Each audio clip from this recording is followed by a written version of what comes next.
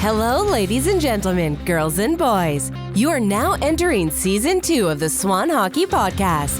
Swan Hockey is flying around the junior hockey world one episode at a time. You'll experience things dreams are made of, as well as things of terrible nightmares. Strap in, hold on, and enjoy the ride. And now, Swan Hockey.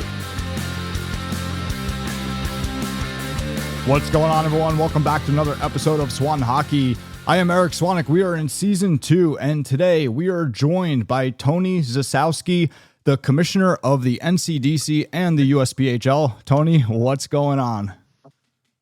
Lots in the world of hockey. I appreciate you having me and taking time to have me on your show. I appreciate you coming on. Yeah, and I ask you what's going on, rhetorically. lot going on with the USPHL. It's a busy time. I mean, I think most importantly right now is that we have the NCDC championships, the Indian Cup coming up next week in Idaho Falls. We're very excited to be taking our NCDC division for the first time to the Mountain Division and having the event out there. We expect it to be some great hockey and look forward to that. So that's really the primary focus there. Obviously, we've been busy from the league office standpoint, working with our programs, some different initiatives, different elevations and stuff like that. So I'm sure you want to get into that. But, right now the primary focus is we had a great, national championships in Wayne, New Jersey for Premier and Elite, a few weeks back and really looking forward to the Indian Cup. Yeah, for sure. And I didn't know you guys were giving out the NIL money this year. I thought that was starting next year. That was pretty cool. I didn't know that you guys were giving that out this year. I saw it in Wayne. I'm assuming you're doing the same at the NCDC level. Yeah, for sure. We wanted to do it. I mean, we thought it was impactful right now for the players that were making the choice to be in the league. So we didn't start the Player of the Week NIL. There's a little bit more logistics that are involved when you're rolling out a plan of that. But we felt it was important to recognize the top performers in the Premier and the NCDC.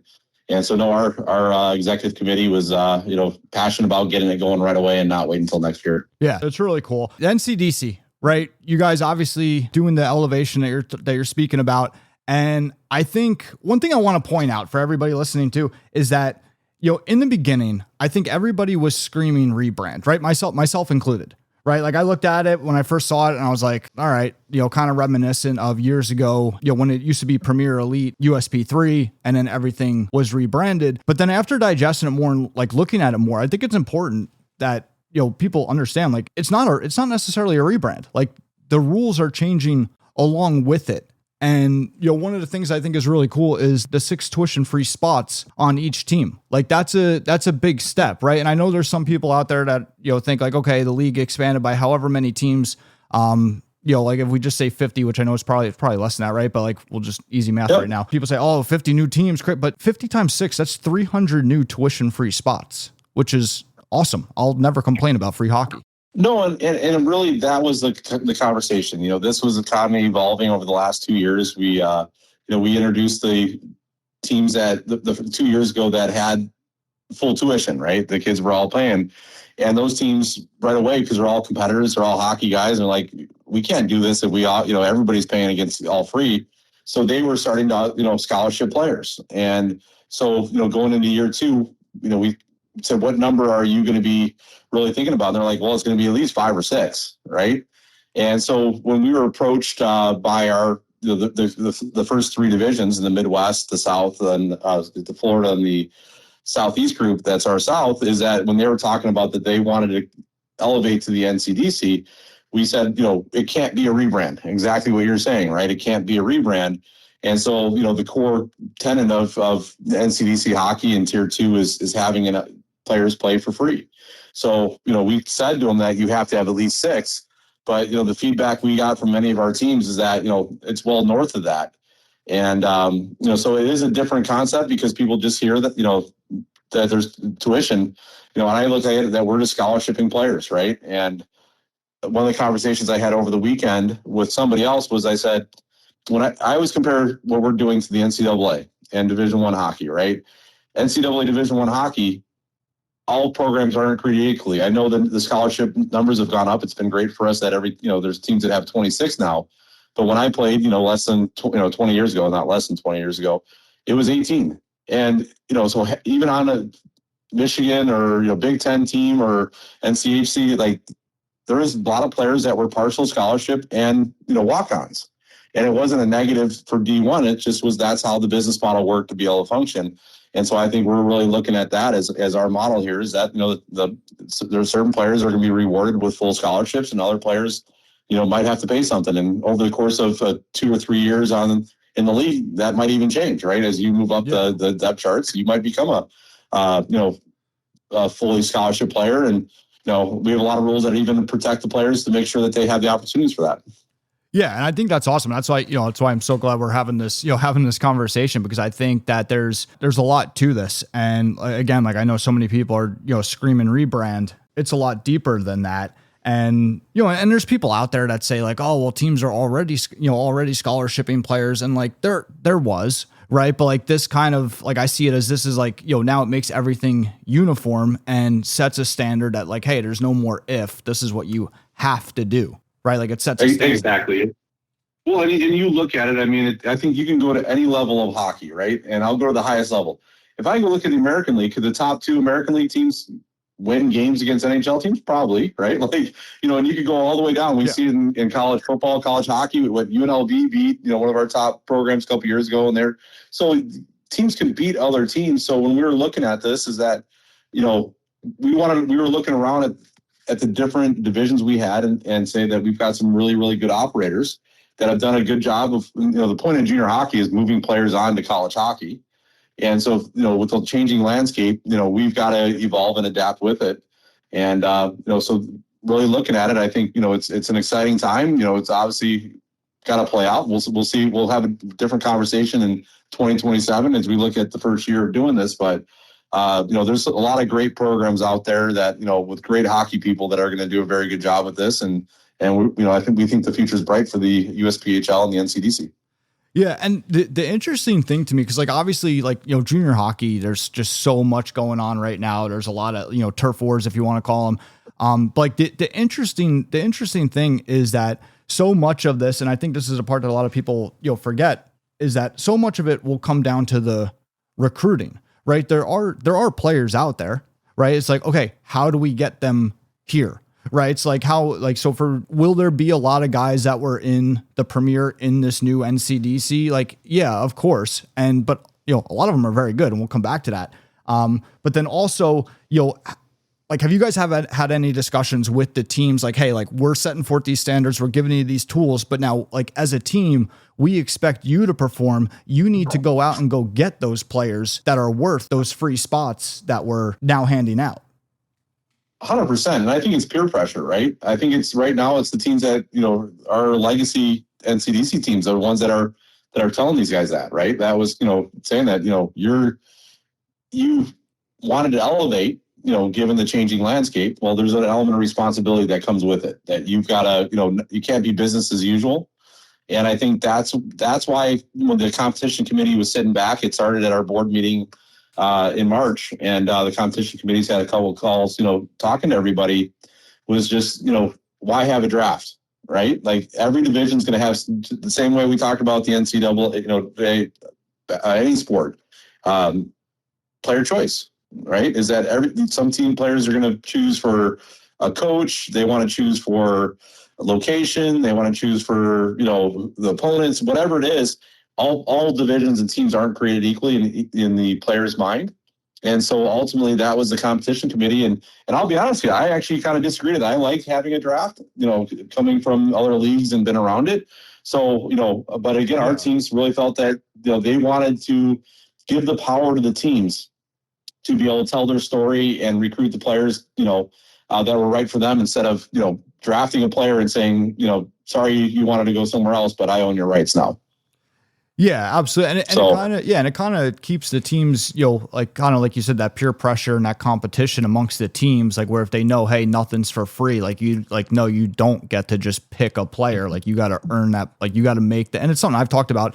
It may have been last episode or, on social media or something, like with just creating something that players say, hey, we want to be here. I think I was talking about it when the NA put out their rule, saying, in terms of the independent leagues, with not allowing the players back. I was talking about, hey, like, it'd be nice to see leagues try to create things that make players want to be there as opposed to, hey, you have like, come here or else. You have to be here. Like, even, you have to be here. Even at the team level, like that's nice. It creates more competition between the teams to elevate what their product is. It's almost like survival of the fittest.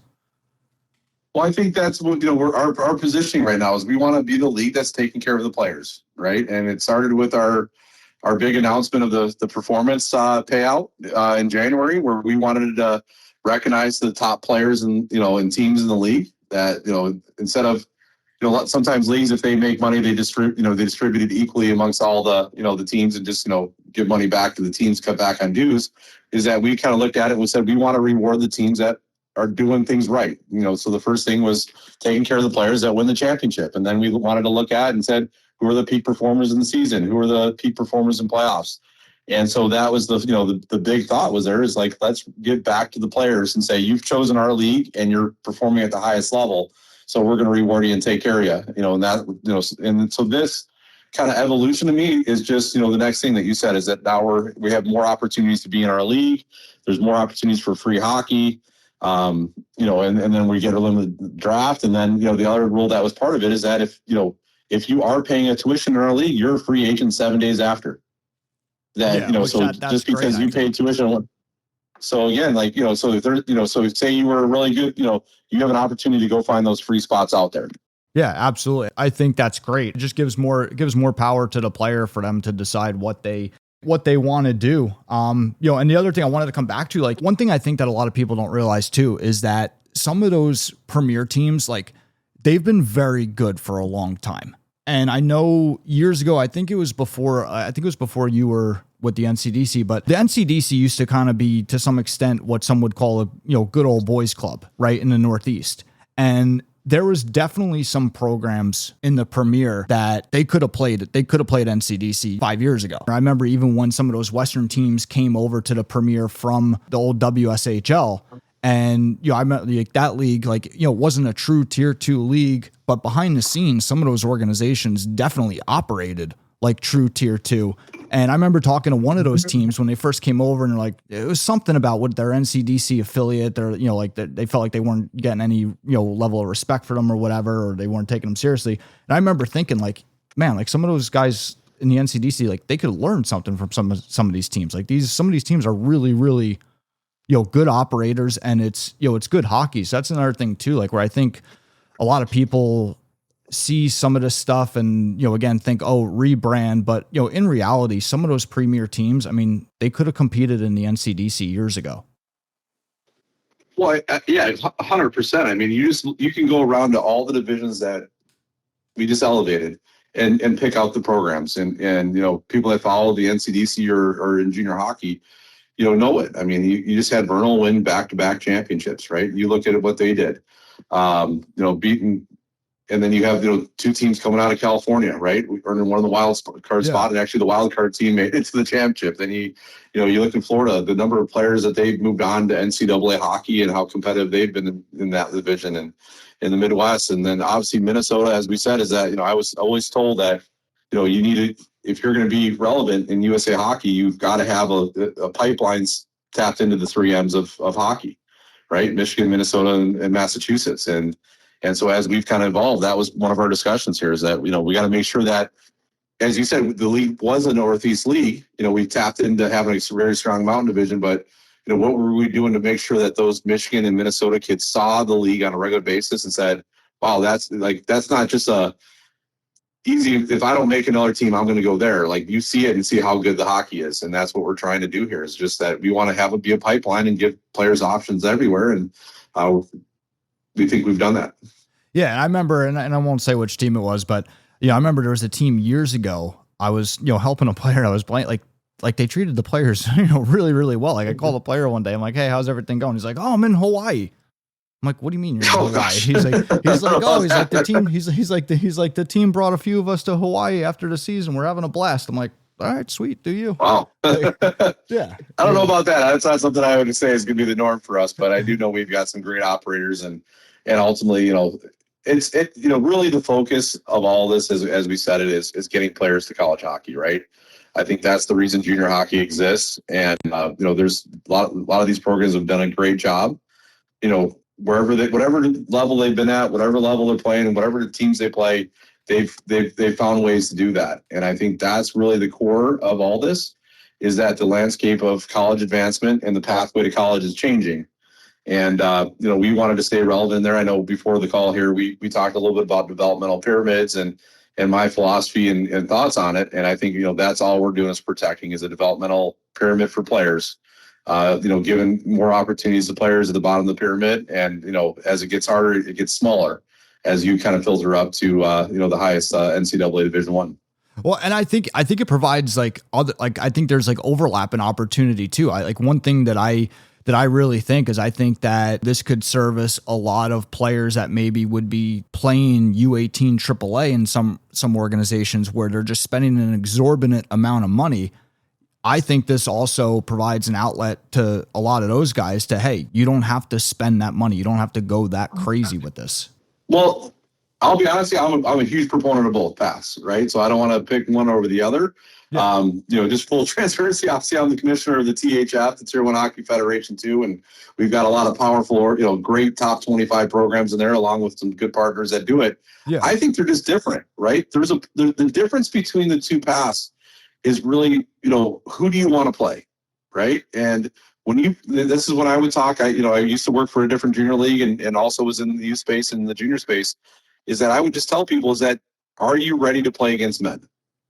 That's the first question when I would go to a combine or give a player advancement speak to somebody and say, are you ready to play against men? Because that's ultimately the difference is that, junior hockey and 18, and midget AAA has 3 out of the 5 birth years overlap, and they'd overlap for a reason, because if you're 16, are you ready to play against men, or do you want to play against 16-year-olds, or do you want to play against 18-year-olds? And then when you're 18, do you want to play against 8 men, or do you want to play against, 7, your age and maybe 1 year younger? So really, it's just a different path, and every player has to choose what's right. And I think that's what's important in all this, is that we're not telling players, here's what you have to do, and if you don't do it, you're not on the path right now, and they're not going to find you. Because ultimately, I think that's what I've learned is that if you're good enough, the scouts are going to find you. And we're just giving everybody a different opportunity. And I know that, the one that I always love to talk about, and I know he played, has a non-traditional path playing for different junior league, but Connor Hellebuck to me is the, poster child of, non-traditional path, what people wouldn't really say. And he's among the best out there right now in the NHL and goalie, top American born goalie. Yeah. And what I loved about Hellebuck, I put something out right after that happened and everybody was talking about, his path and everything. And, I said hey, everybody's looking at it through, the wrong lens. His path, and this is going to go hand in hand with what you just said, his path wasn't necessarily this team, that team, whatever. His path was at every step of the way. He dominated. If you look at his numbers from any team he's ever been on, they were stupid, right? So his path was that he dominated and performed at every level he was ever at, every team.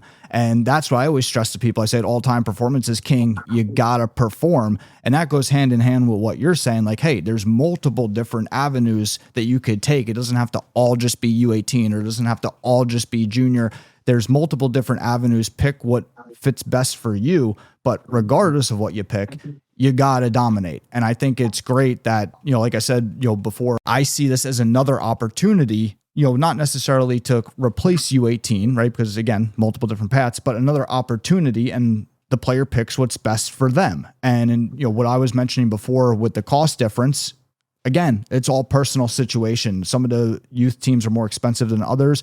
Some of the quote unquote expensive youth teams, there's families that money's really not expensive to them, right? You pick the path that's best for you. Everything's at different, one's against men, one's against youth, one's at a different price point. There's just multiple different opportunity, which I think is great. Well, you just tapped into my passion, right? Which is player advancement, right? And, that's part of my speech, that when I talk about player advancement is, dominating. And those are the questions that I've asked, of different player development meetings I've been in the last 2 years. And with his, is super teams the way to go? Because I know that when I was a head coach and GM in junior hockey, is that, the hardest position to find was a leading scorer. And, there's only so many leading scorers out there, especially, on top 25 teams. They were usually going to the USHL or now the CHL. And I'm trying to find scorers and trying to take a six forward off a top team that had a bunch of points, is that really project to walk in and be a leading scorer for me? So, that goes back to what we said, which is everybody has to find a way to dominate. And I look to Minnesota high school hockey. That was one of the talking points I've done to talk to a lot of people about. Minnesota has the greatest number of, athletes playing college Division I right now. They're producing the most quantity of players. At their highest level, they have how many high school varsity teams? So that all these players have a chance to be the guy when they play on their team. Yes, they'll play on all-star teams and do some different things in the fall. But for, majority of their schedule, they have to be the guy. If the team's going to win, they have to go produce. And I think that's a big, strong reason why they're doing it. And now we've just given more players opportunities so that scouts can go find the guy off of, all the NCDC teams instead of trying to look and say, hey, this guy's eighth forward on this team here. And, he scored a couple years ago and he's got this thing here. So I'm going to bring him in here. I hope he becomes that for my team. Yeah, that's a very interesting point. So by adding more teams, you're adding more opportunity for a player to be a top guy somewhere and to do it for free. Yeah. And you look at it, and that's at the core of it. That's it. Because, I think, I was telling you, I'm a college football fan and, I watch college hockey and love what they do. But when I look at college football, nowhere are they looking at it and saying, Texas high school football, you haven't had a Division I player. You're no longer varsity. Like we're stripping you of your status because you're not this. It's that, the top players who dominate get recognized and they come, for college football, they come from everywhere. There's how many varsity high school football teams across the land, and it's players separate themselves. They raise up, they get opportunities. And within that, with something that you said, a little bit earlier too, is that the transfer portal, and obviously, that's a whole different conversation that I don't know if I have a full grasp on yet with all the new executive orders coming out. But I mean, again, like how to, I always kind of chuckle to somebody is that if you want to start on a top 5 team in the country, you probably have to go to a lower one, play as a freshman, sophomore, and then transfer in versus think you're going in there as a freshman and, and sit behind them, not get that playing time your first couple of years. Yeah. Yeah. It's very, very interesting. It's very, I'm happy you said all this. Like it's very interesting. Because it really goes hand in hand with a few episodes back. Andrew Serpico was on with me. He's the assistant director of U.S. scouting for Neutral Zone. And we were talking about how important it is to put up points. And, in terms, like if you look at a lot of, we won't go too far into it, but like, if you look at a lot of the players, in the NHL or whatever, regardless of what their role is now, moral of the story, they put up points every step of the way. And when you look at a lot of the data, once you reach a level where you stop putting up points from the data we looked at, you pretty much have maybe one more level in you if you could play a really good role, right? If you could adjust at that point and play a role, you maybe have one more level in you. And one of the talking points was that's why it's so important to be a top 6 somewhere, like a top 6 forward, top 4 D. Like you got to play if you're going to put up the points. You have to be a highly sought after guy on your team by the coach that's always turned into you, getting the playing time, getting the power play time. And that goes hand in hand with what you're saying now. Like, yeah, creating more opportunity for more players to be able to do that. And then, you even move up, like you said, maybe to a tuition-free team the next spot or next year, or tuition-free spot the next year. But that all stems with having a great here and now. Well, and that's it. I mean, again, I'm a head coach and GM before I got league side, and the term I use is make an impact, right? You got to impact the game. And, the players that the scouts should be looking at is who's on the ice the first and last minute of a period, first power play. I was a goalie. So, I wasn't going to earn a scholarship until I was starting and play the key minutes. Like if I wasn't playing those, how would I walk into a college and be ready to play if I wasn't leading my team and getting put in the, playoff games and et cetera, right? So again, ultimately, that's the simplest form right there is as a goalie, right? Is you have to play. So how do you be a backup goalie the year before that you go to a Division I college program or Division III? And so this is where, there's opportunities there to play and get big minutes. And ultimately, if you just said it, 6 players getting tuition free, full scholarship, that's your first line, first set of D and your starting goalie. Yeah. Yeah. And it was episode 43 for everybody at home. It was episode 43, Points Matter. Go back and listen to that one if you hadn't. It's a lot deeper. Like I just paraphrased everything. It's a lot deeper than what I paraphrased. So episode 43, if you haven't listened to it already, it's titled Points Matter. But yeah, I think it's very interesting what you guys are doing. I think it's very much looking at this from a different lens. You mentioned the pyramid before, like where it's not just creating, okay, here's a small group and then, where it's just going after exclusivity. It's creating, hey, here's an environment, here's the tools, do what you can with them. Well, I think the other thing too that I don't want to undersell is that U.S. hockey in America has become coast to coast, right? One of my first jobs after I coached in the North American League and USHL and East Coast Hockey League I was a director of the San Jose Junior Sharks. And so I got to be on the West Coast and see the players that are out there. But again, to have the same opportunities that, when all the schools and where the teams are at, teams don't have the huge budgets, so you don't get seen as much, right? And so the whole thing is now these kids have high-level junior hockey opportunities in California, in Utah, in Nevada, and Montana, So again, in Florida, like all these spots that again where the hockey wasn't available to them that are local for them, is that we're creating a pipeline because most of these NCDC, I don't want to miss the fact too, is that they all are going to have affiliate teams that have free movement between the two teams. We looked at it. I think there was almost it was over 150 premier players got a chance to play in the NCDC last year. Moving the movement between the two is real, right? So instead of making the rosters bigger, we wanted to make it have more movement because again, you have to play, right? So it doesn't do you a ton of good if you're sitting in the stands every night playing junior hockey. So it was more, let's create a system where players can be playing, and if there's an opportunity to play, you get called up in season, and so.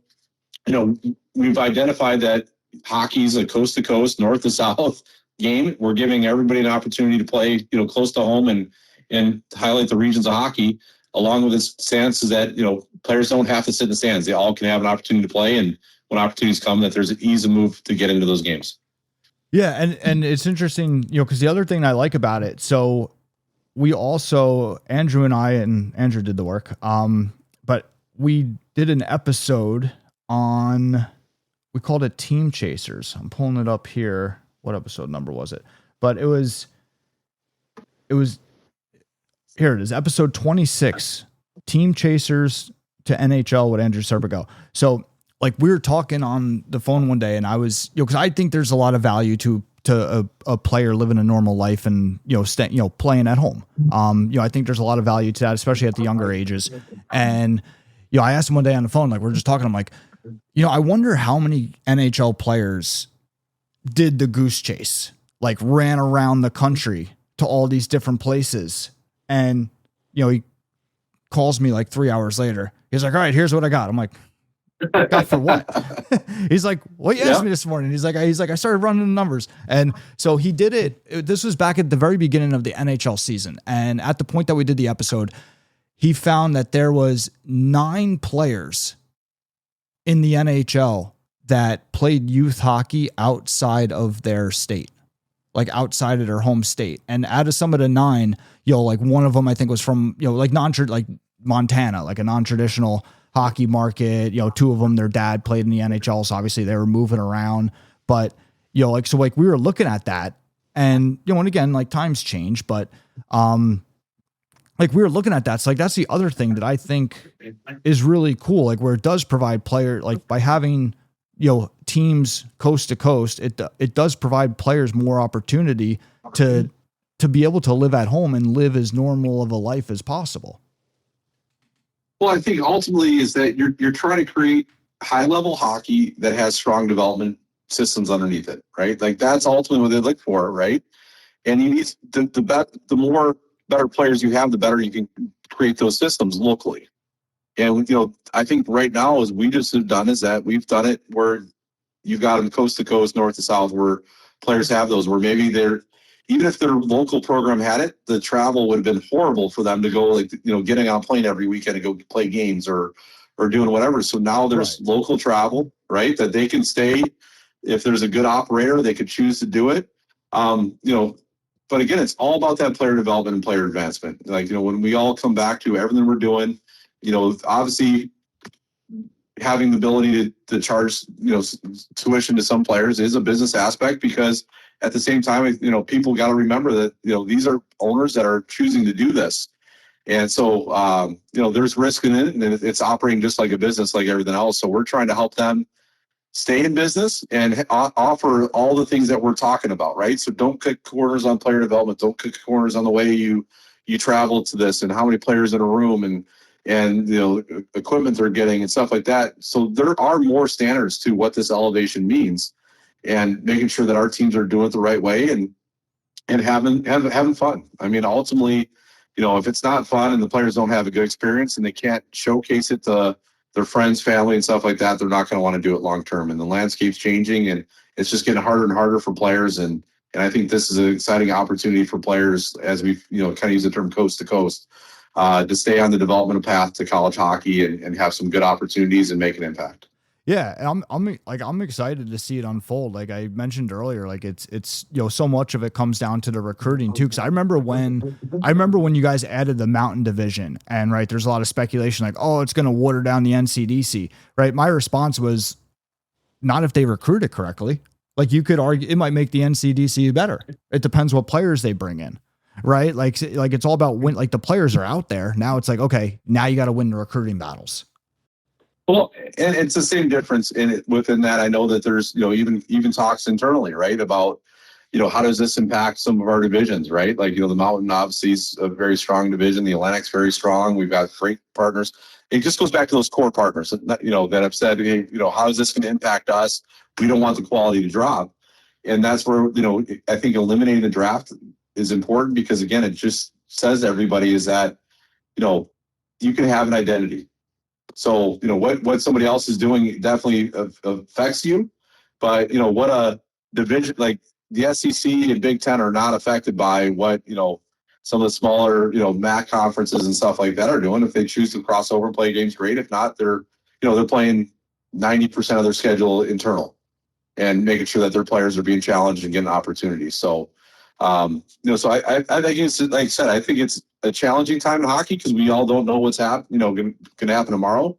But at the same time, I think it's very exciting, and there's opportunity for us. And I think our board and our executive committee and competition committee has been very, aggressive, kind of attacking the changing landscape instead of sitting back and trying to react. Is that we're trying to be progressive, make changes, and look at ways we can better serve our players. Yeah. And so is that the way, like, is that the light you want people to look at this, where, hey, the NCDC is the NCAA, and then each division is the conference, as opposed to just one big league? I mean, again, I think it's both, right? I mean, again, I think you have to have it, because, these teams are going to play 90% of their games internal, right? So okay. They are going to have an identity, right? So it is the NCDC, but they are going to have a brand. The Mountain's going to have a brand. The Atlantic's going to have a brand. The New England, the different divisions they're going to have a brand. So, I think that's what these teams have to do. We are one league, and we want to support each other, and we want to make sure that we highlight our best and pick up our teams that are struggling, right? Like, so it is that way. But again, at the same time, is that, each division will have a brand, they'll have an identity, and we fully expect, certain ones to stand tall and kind of, come to the front of the line. Yeah. Yeah, no, that's interesting. I mean, it makes, just, like I said, it's definitely a different light. Cause I was going to ask you if there was any plans to, to elevate the original NCDC to something, like if any of those members, expressed any interest in doing something like that, or if you guys had any plans to do that. But I guess maybe not, given the, your last answer about how each division is almost like its own separate conference and brand in a little bit, in a way. Teams have asked, of course, right? And what would be the point of elevating all these teams to NCDC if we were just going to turn around and now take a different group and find a new level and rebrand it somewhere else? So, don't expect it. We'll see what the future holds. I don't, the last 24 months of hockey has been very disruptive in the industry, right? Like, with all the different decisions that have happened there. But I think the exciting thing for our league is that we're willing to adapt and change. Yeah. So, right now, this is what we're doing. We've tried to protect our strong operating partners, as you've well highlighted out there. We want to elevate and recognize them and keep them on the path for college advancement. At the same time is that, high performers, we want them to run, right? Like we don't want them to have to slow down just because they're trying to keep up with somebody else. So there's, some great programs. And I think, kind of going out to, next week to Idaho Falls and watching those top 4 teams compete, is going to be a very big thing. And we have 2 teams from them, that'll be from the Mountain Division there. And as you said, 2 years ago, when that first crossover happened, is I think people were worried about how it was going to be. Now our championships, kind of a Mountain versus the New England and Atlantic, and it's going to be exciting hockey. And I think it's going to do great things to kind of showcase how good our hockey is, because I think, that's one thing that's overlooked at times is that, we've got to do a better job of highlighting our players and highlighting it to all the scouts out there. Yeah. Feel free to not answer. I don't want you to give away any secrets, but where are we on the roadmap for for the overall plan? Like, would you what stage are we at for the USPHL?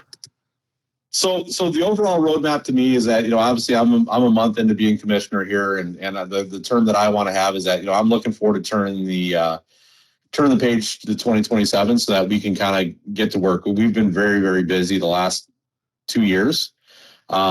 So there's, in terms of looking forward is I think right now we want to take a step back and let this work. Right. I don't think we want to, the last elevation, the announcement on Monday, elevating, the North Division and the Western teams in the short run was kind of the last piece that we wanted to have going into 26, 27. So, okay. But at the same time, like you said, what happens during the season and what do we do for 27, 28? It's going to be, the landscape keeps changing. As I mentioned, there was an executive order that was signed a month ago talking about, entry level to college in a number of years. So, so what's next? I mean, again, what's the next thing in the world of college hockey and player advancement? Is that we're just trying to evaluate it. And we've got great people on the executive committee. We got great people on the competition committee. We're all hockey people, and we got a good balance with business people, because I think that's important, that we've got to make sure we're protecting our teams and our organizations, and we're willing to evaluate it and make a decision with the best, based on the data that we have in front of us. And we're not sitting back waiting and say this is how it's been done, so this is the way we're going to do it. We're trying to be pioneers and innovative and keep adapting with the time, so that we're helping the players stay on top of the curve and find opportunities. Yeah, for sure. And I wanted to ask you, the J18 or 19, that was a topic that was brought up in the Discord. Do you want to clarify that? So it was referred to as J18, J19. Someone called it NCDC, J19. So right now, yeah, it'll be J18. So, and the reason we're calling J18 is we want it to operate like junior hockey. They will cross over, have opportunities to cross over. We did that in the past. They cross over and played elite in some showcases and some loose games from geographical. But ultimately, what the whole concept of the J18 is that a lot of our partners are not allowed to have youth programs. Like we're an independent league, so they're not allowed to operate locally and kind of create those developmental pipelines locally. Okay. And so ultimately what we're trying to do is give our teams an opportunity to, tap into that and develop players. I think you really started with our Canadian bracket, our division up there with the teams in Montreal and Ontario and up that way, is that they've been operating an academy model and they're doing a great job with it. And it really helps funnel players into their premier teams. And so what we're looking at is that, there's, as we said, is that there's some players that are 16, 17, 18 that, might not be physically or are ready to play junior hockey and play against 19 and 20-year-olds. So J18 is that bridge. It doesn't mean you're not high skill. It doesn't mean you're on the path. We're not classifying it compared to, the third division. We're not reclassifying elite as this. It is just saying that for that division, it's for players that want to be on the college path, it's best for them to play primary. Their schedule is against players that are 18U. Okay. But at the same time, they'll have opportunities to play games against, they keep call-ups are, was a ton of players that played J18 last year that were able to play in the Premier, right? So there'll be a lot of player movement, and it's just more opportunity for players to develop at their own pace and find their way and say, make an impact. That's one thing we said back, right? Yeah. You make an impact. Yeah. So why be maybe at 16 and 17, it's better for you to be a top 6 players on a J18 team instead of being the 10th player on the junior team. Yeah. Yeah. Well, there you guys go. You get the answer right from Tony. So Tony, I appreciate you. I appreciate you coming on. This has been awesome. Is there anything you want to end off with? No, I really appreciate it. And I think the biggest thing that I just, appreciate you taking the time and as we've talked through all this is that we just want to get our story out there, right? Is that there's a lot of people, if we don't get out there and tell people why we're doing things, and sometimes when you just write a press release or do that, is that people need more background information on why we're doing it. And we've got good people. These are, strategic decisions that we're taking seriously. We've got great partners and, really appreciate you giving me the chance to come on here and talk about, more details about why we're doing things and what we see for the future. And again, I'm excited for the USPHL and namely the NCDC and Premier. So. Yeah, absolutely. Thank you again for coming on. And I'm excited to see everything unfold. And guys, hop into Discord, join the conversation. You can get there from the link in the description of this episode. And that's going to be it for today. Tony, thank you again. And guys, until next time, I will see you soon.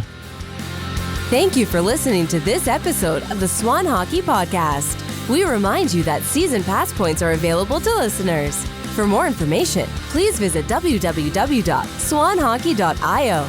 Until next time.